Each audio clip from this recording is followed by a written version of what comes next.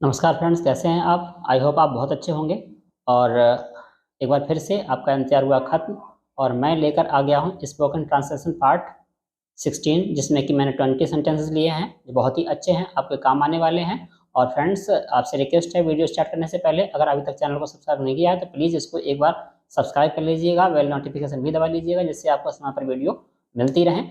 और अच्छे से सेंटेंस मैं आपके लिए लाता रहूँगा। तो चलिए देखते हैं कि आगे इन सेंटेंसेस में क्या है और क्या है ये आपके काम के। ध्यान से देखिएगा और अच्छा होगा आप कॉपी पेन लेके बैठे तो इन सेंटेंस को नोट करते जाइए और अच्छे से आपकी प्रैक्टिस हो जाएगी। चलिए तो हम पहला सेंटेंस देखते हैं आज का क्या है। अरे वाह! और हाँ, एक बात और आपको बता दें, ये सेंटेंस केवल ट्रांसलेशन ही नहीं है, इनके साथ-साथ में आपको प्रीपोजिशन का यूज़ कैसे करते हैं, वो भी इसमें सीखने को मिल पाएगा। अगर आप किसी कॉम्पिटिटिव लेवल के एग्ज़ाम की तैयारी कर रहे हैं, तो उसमें आसानी से आपको ये चीज़ भी समझ में आ जाएगी। तो फ्रेंड्स, सबसे पहला सेंटेंस है, वो मैंने फ्रॉम के यूज़ से बनाया हुआ है। और है आपको धूम्रपान से बचना चाहिए, पहला सेंटेंस है। तो आपको धूम्रपान से बचना चाहिए, हम इंग्लिश में बनाते हैं, you must abstain from smoking. तो यहाँ पे फ्रॉम का यूज हुआ, ये जो फ्रॉम आया है इसको आप देख पा रहे हैं, ये प्रीपोजिशन के रूप में आया है। मेरे चाचा असम से आए हैं, my uncle has come from Assam. यहाँ भी फ्रॉम का यूज हुआ है, जो कि असम से चाचा आए हुए हैं। अगर मेरे चाचा असम से आए हैं, इसको हमें इंग्लिश में बोलना है तो बोलेंगे my uncle has come from Assam. Next जो है, वह मुझे वहाँ जाने से रोकता है। यहाँ हम फिर फ्रॉम का यूज एक बार देख रहे हैं, वह मुझे वहाँ जाने से रोकता है, तो he prevents me from going there. ऐसे ही नेक्स्ट जो लिया है वो यूज है बाई का। बाई का यूज करके हम कैसे बनाते हैं, जैसे कि उसकी कंपनी दिन दूनी रात चौगुनी उन्नति कर रही है। अब यहाँ पे बाई का यूज हुआ है, बाई प्रीपोजिशन के रूप में यूज हुआ है। His company is progressing by leaves and bounds. Friends, और एक बात आपको बता दें, लीव्स एंड बाउंड्स जो है ये एक फ्रेज है, मुहावरा है, जिसका इसमें यूज किया गया है, जिसका मतलब होता है दिन दूनी रात चौगुनी तरक्की करना। तो ये जो फ्रेंड्स,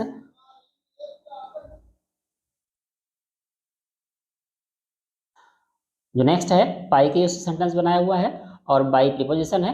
उसकी कंपनी दिन दूनी रात चौगुनी उन्नति कर रही है।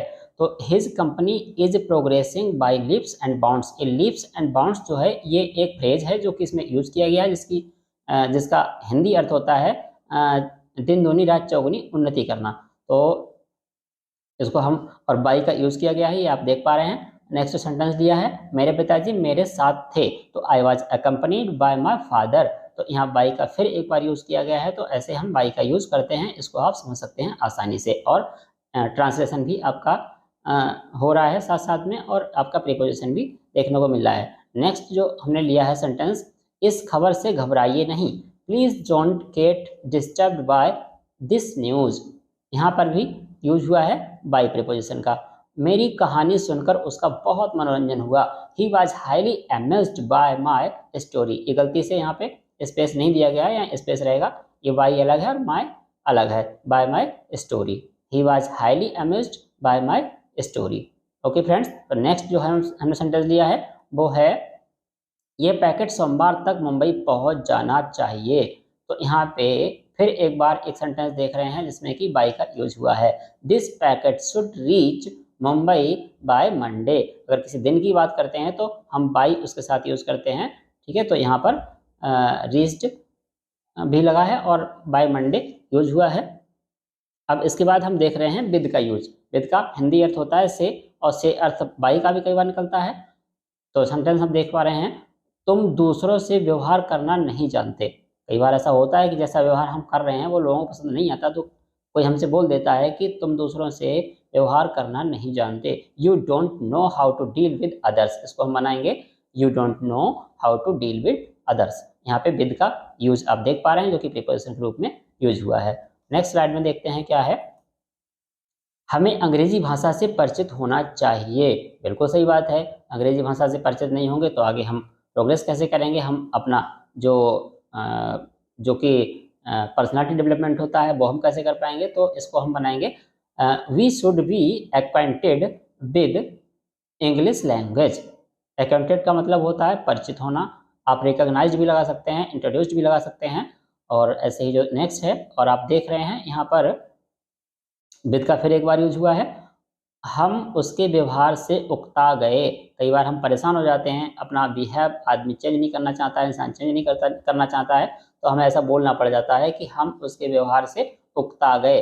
तो उसके लिए हम इंग्लिश में क्या बोलेंगे, we got fed up, we got fed up with his behaviour. फिर एक बार हमने विद का यहाँ पे यूज किया है, जो कि प्रीपोजिशन के रूप में देखने को मिल रहा है। और इसी के साथ जो आपका नेक्स्ट सेंटेंस है, मेरा साहब मुझ पर मेहरबान था, मेरा बॉस मुझ पर मेहरबान था, मेरा अधिकारी मुझ पर मेहरबान था, ऐसा कुछ भी अगर है तो उसको हम इंग्लिश में बोलेंगे my boss was pleased with me. ऐसे नेक्स्ट जो सेंटेंस है उसमें आप इन का यूज देखेंगे, इन भी प्रीपोजिशन के रूप में यूज हुआ है, वह अपने काम में तल्लीन था। यस, ये तो बहुत अच्छी बात है। जब हम कोई काम करते हैं, जब हम अपने काम में तल्लीन हो जाते हैं तो वो काम अच्छे से निपटता है। इसको इंग्लिश में बनाएंगे, he was amused, sorry he was busy in his work.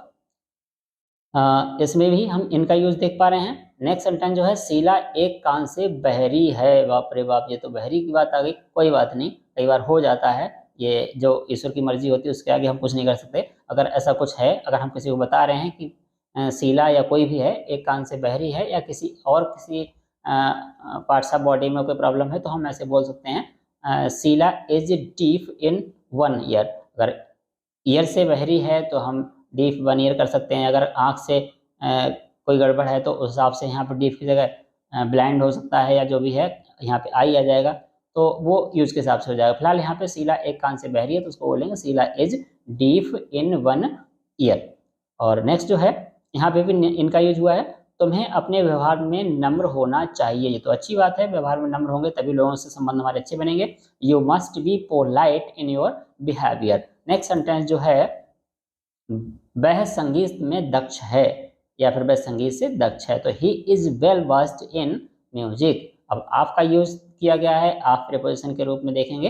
वह अपनी कमजोरी को पूरी तरह जानता है। जानना भी चाहिए, अगर आपकी अपनी कमजोरियां आपको मालूम है, पता है, तो आप अच्छे से चीज़ों को मैनेज कर पाएंगे। He is fully aware of his weakness. कैसे बोलेंगे, he is fully aware of his weakness. Aware के साथ में आपका यूज होता है, जो कि यहाँ लगाया गया है। उसे आम बहुत भाते हैं, आम बहुत भाते हैं या आम बहुत पसंद हैं, तो हम बोलेंगे he is fond of mangoes.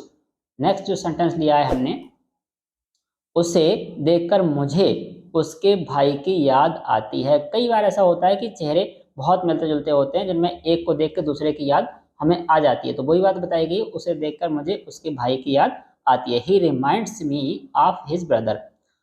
English में बोलेंगे, ये मेरे लिए बहुत सम्मान की बात है, या फिर ये मेरे लिए बहुत आदर की बात है, तो हम बोलेंगे it's a matter of great honour for me. तो सेंटेंसेस आपने देखे ये इस पार्ट के, तो आपको कैसे लगे सेंटेंस जरूर बताइएगा।